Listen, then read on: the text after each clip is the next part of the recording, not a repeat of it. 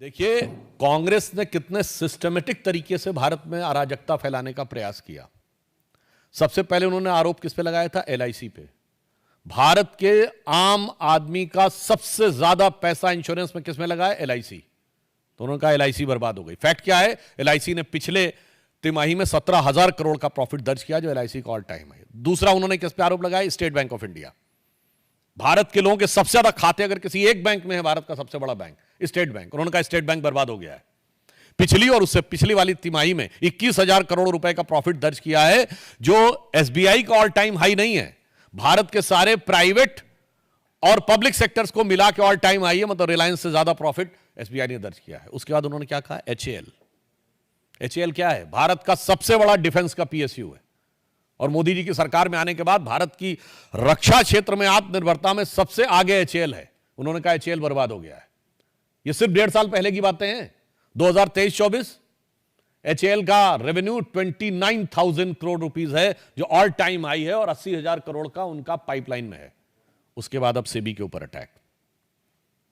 तो हमें साफ समझ में आता है कि भारत के हर उस आर्थिक संस्थान के ऊपर आक्रमण है जिसके की द्वारा भारत की आर्थिक शक्ति और आर्थिक संपन्नता उभर कर सामने आती है। और उसके बाद आप याद करिए, चुनाव में क्या वादा किया था कि हर परिवार की एक महिला को 1 लाख रुपए देंगे। कितने परिवार हैं?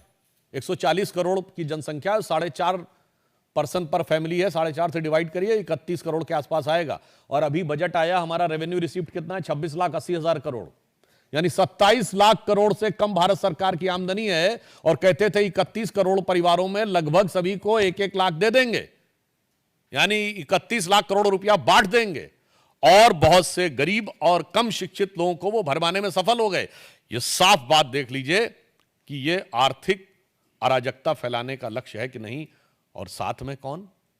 मैं कांग्रेस से पुनः ये बात जो कह चुका हूं रिपीट करना चाहता हूं, हमेशा विदेशी कंपनियों के साथ आप क्यों खड़े रहते हैं?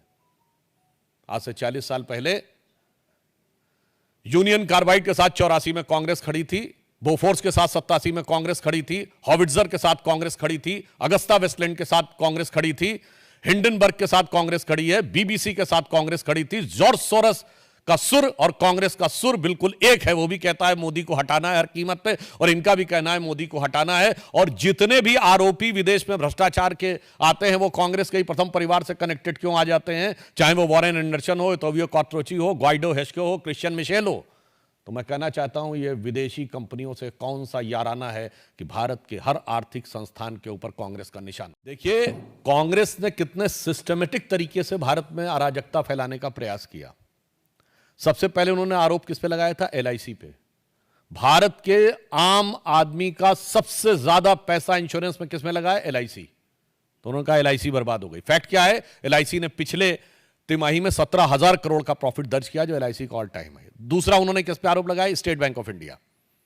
भारत के लोगों के सबसे ज्यादा खाते अगर किसी एक बैंक में है, भारत का सबसे बड़ा बैंक स्टेट बैंक, उन्होंने कहा स्टेट बैंक बर्बाद हो गया है। पिछली और उससे पिछली वाली तिमाही में 21,000 करोड़ रुपए का प्रॉफिट दर्ज किया है, जो एसबीआई का ऑल टाइम हाई नहीं है। भारत के सारे प्राइवेट और पब्लिक सेक्टर्स को मिला के ऑल टाइम हाई है, मतलब रिलायंस से ज्यादा प्रॉफिट एसबीआई ने दर्ज किया है। उसके बाद उन्होंने क्या कहा? एचएएल। एचएएल क्या है? भारत का सबसे बड़ा डिफेंस का पीएसयू है, और मोदी जी की सरकार में आने के बाद भारत की रक्षा क्षेत्र में आत्मनिर्भरता में सबसे आगे एचएएल है। उन्होंने कहा एचएएल बर्बाद हो गया है। ये सिर्फ 1.5 साल पहले की बातें हैं। 2023-24 एचएएल का रेवेन्यू 29,000 करोड़ रुपीस है, जो ऑल टाइम हाई है, और 80,000 करोड़ का उनका पाइपलाइन में है। उसके बाद अब सेबी के ऊपर अटैक। तो हमें साफ समझ में आता है कि भारत के हर उस आर्थिक संस्थान के ऊपर आक्रमण है जिसके की द्वारा भारत की आर्थिक शक्ति और आर्थिक संपन्नता उभर कर सामने आती है। और उसके बाद आप याद करिए, चुनाव में क्या वादा किया था कि हर परिवार की एक महिला को 1 लाख रुपए देंगे। कितने परिवार हैं?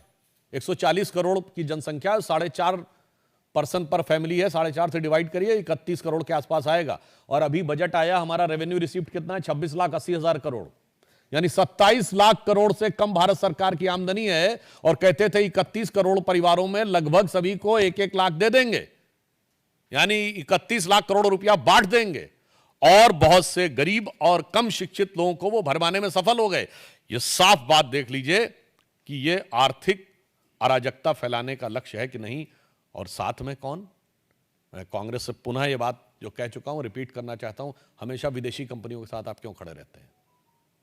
आज से 40 साल पहले यूनियन कार्बाइड के साथ 84 में कांग्रेस खड़ी थी, बोफोर्स के साथ 87 में कांग्रेस खड़ी थी, हॉविट्जर के साथ कांग्रेस खड़ी थी, अगस्ता वेस्टलैंड के साथ कांग्रेस खड़ी थी, हिंडनबर्ग के साथ कांग्रेस खड़ी है, बीबीसी के साथ कांग्रेस खड़ी थी। जॉर्ज सोरस का सुर और कांग्रेस का सुर बिल्कुल एक है। वो भी कहता है मोदी को हटाना है हर कीमत पे, और इनका भी कहना है मोदी को हटाना है। और जितने भी आरोपी विदेश में भ्रष्टाचार के आते हैं वो कांग्रेस के ही प्रथम परिवार से कनेक्टेड क्यों आ जाते हैं? चाहे वो वॉरेन एंडरसन हो, टोबियो कॉर्ट्रोची हो, ग्वाइडो हेस्को हो, क्रिश्चियन मिशेल हो। तो मैं कहना चाहता हूं ये विदेशी कंपनियों से कौन सा याराना है कि भारत के हर आर्थिक संस्थान के ऊपर कांग्रेस का निशान